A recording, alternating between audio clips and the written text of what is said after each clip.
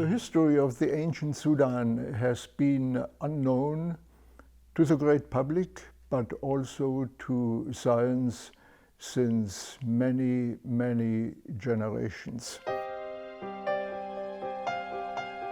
This has changed in the middle of the 19th century when a Prussian expedition headed by a certain Richard Lepsius was sent to an archaeological exploration campaign to the Nile Valley. And Lepsius, this is really extraordinary, had decided from the very beginning of his planning to include the Sudanese Nile Valley in this travel plan. And he was the first to explore carefully all the visible remains of the great ancient history of the Sudan, from Aswan up to Khartoum and Sennar on the Blue Nile.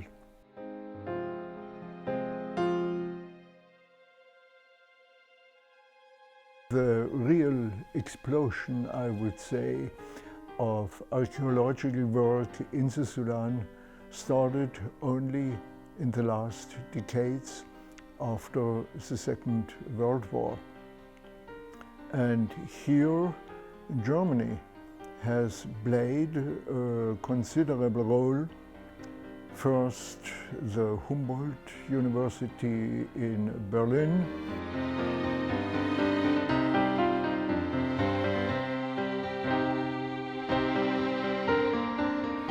And then different institutions all over Germany. Right now, we have 10 German expeditions working in the Sudan, and the results of these excavations and the connected studies have brought, I would say, a revolution of our knowledge. Nowadays, we know for sure that the cultural evolution started in the Sudan at least in the 10th millennium BC, and comparable developments in the Egyptian Nile Valley had to wait for 5,000 years. This means the roots of pharaonic civilization, and therefore the roots of Greek and Roman and finally European civilization in general, lie in the north of the Sudan.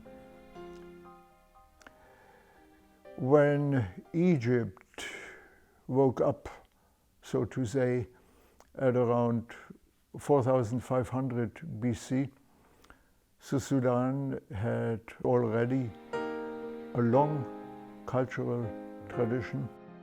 I think this is an important message, not only for scholars, not only for science, but this is an important message for the Sudan in general.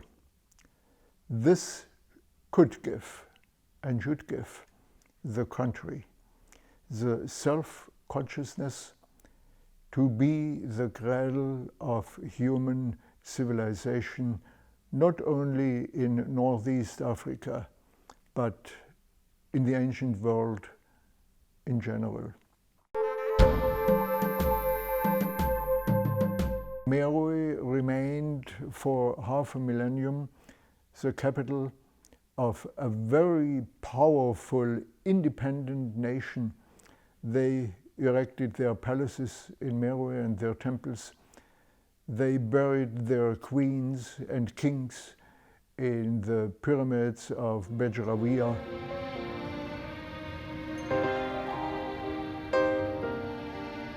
If you go on the paved road from Khartoum via Shendi to Atbara, you see at a given moment on the right side, on the dunes of the desert east of the Nile, this skyline of the Meroitic pyramids. This is a unique experience.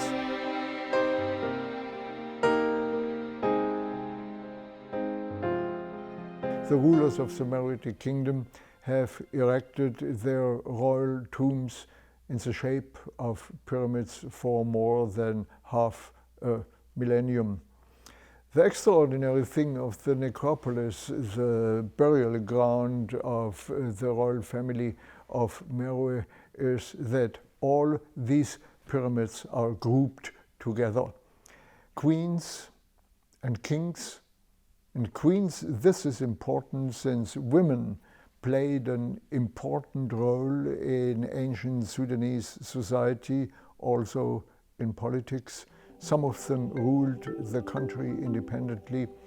Queens and kings of Meroe erected their pyramids, one exactly besides the other.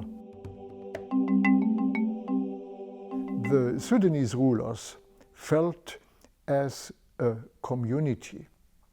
I think this is one of the many typical African features of the Sudanese history, of the Sudanese self-understanding, to be a community, not only during life, but also after passing away. The deceased queens and kings remained a community. They remained together. This treasure of Amani-Shacheto is representative for this character of the Sudanese past to serve as a bridge between Africa and the Mediterranean, since the signet rings of the queens, the bracelets, and the necklaces of this treasure show in some pieces clearly Hellenistic features, in other pieces completely independent African forms. And the city where the kings ruled and lived, the city of Meroe, is lying west of the pyramids near the Nile in the agriculture, and therefore the ruins of former temples and palaces are seriously damaged.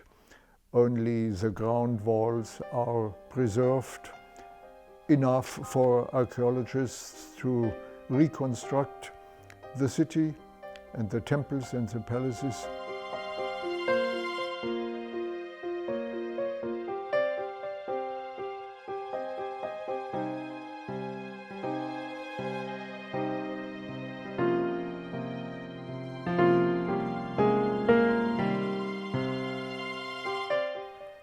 Looking at the map of the Sudan, we notice that our excavation site, Naga, is the southernmost on the historical map of ancient Sudan. And Naga, 130 kilometers northeast of Khartoum, far away from the Nile, in the savannah, it was a royal city. We started excavating Naga in 1995, and we have excavated several temples.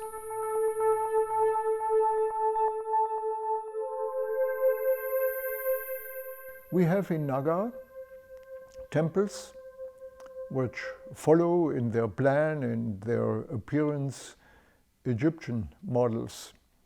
For instance, the Temple of Amun, with an avenue of ram statues of the god Amun in front of the entrance.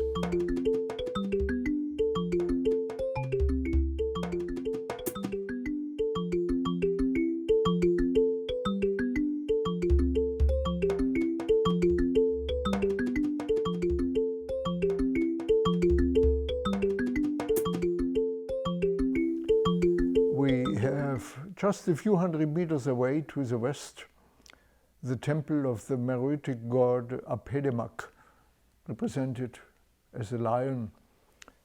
And the temple of Apedemak has a ground plan consisting of just one room, nothing else. This temple type is unknown in Egypt. This is a typical Meroitic feature of architecture. And in front of the Lion Temple of Apedemak, there is a building called, until recent times, the Roman kiosk. But nowadays, thanks to our work, we know that this so-called Roman kiosk, which we call nowadays the Hathor Chapel, has been built at the same time as the Apedemak temple nearby, and at the same time as the temple of Amun. All these three temple types, very different temple types, have been erected at the same time. They don't show a historical development, no. They are a proof of the intention of the Meroitic kings and queens to show the global spirit of their nation. They knew the world. They had political and economic relations to Egypt, to Greece, to the powers of the Near East, later on to the Roman Empire, and they got inspirations from these civilizations in the north. But they didn't copy. They took just elements out of the other civilizations and combined them to something new with a typical African undertone. And this is the characteristic of Naga in particular, but of the Meroitic civilization in general, to be the bridge, the cultural link between Africa in the south and the Near East and the Mediterranean in the north. The second center of greatest archaeological interest is the area a little bit downstream of the Fourth Cataract at Jebel Barkal. Jebel Barkal, this very impressive mountain high up above the Nile Valley, is characterized by quite a number of temple buildings. Temples partly underground in the mountain, partly freestanding with beautiful columns, a whole temple city. The temples visible today belong mainly to the time when Jebel Barkal area was the political center of an independent Sudanese nation in Kushite and Napatan times, from about 1200 BC to 300 BC.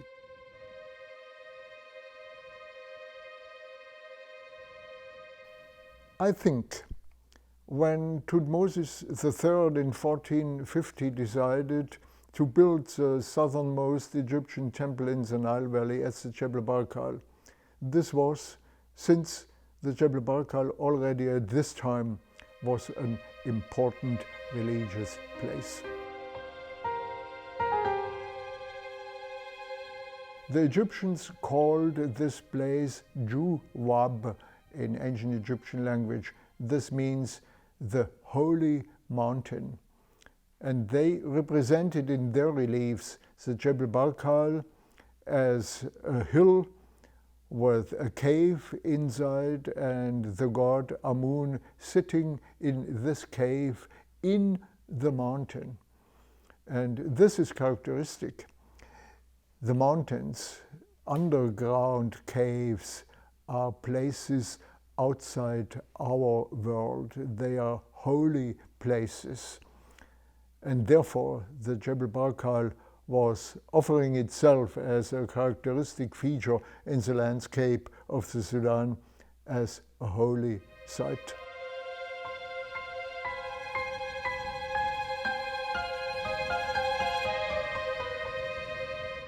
And not far from Jebel Barkal, we have the pyramid fields of El Kuru, of the Kushite kings, 1000 to 700 BC.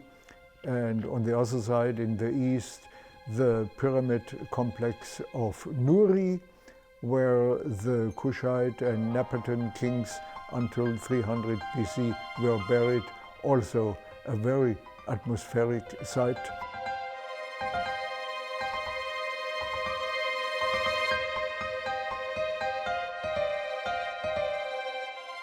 Jebel Barkal, with its central position between north and south, was already in ancient times an important political center. Recent excavations in this area have brought to light traces of Kerma civilization. And I think it's only a question of some years or decades waiting for future excavations to find the definite proof that Jebel Barkal is one of the centers of the ancient Sudan in general.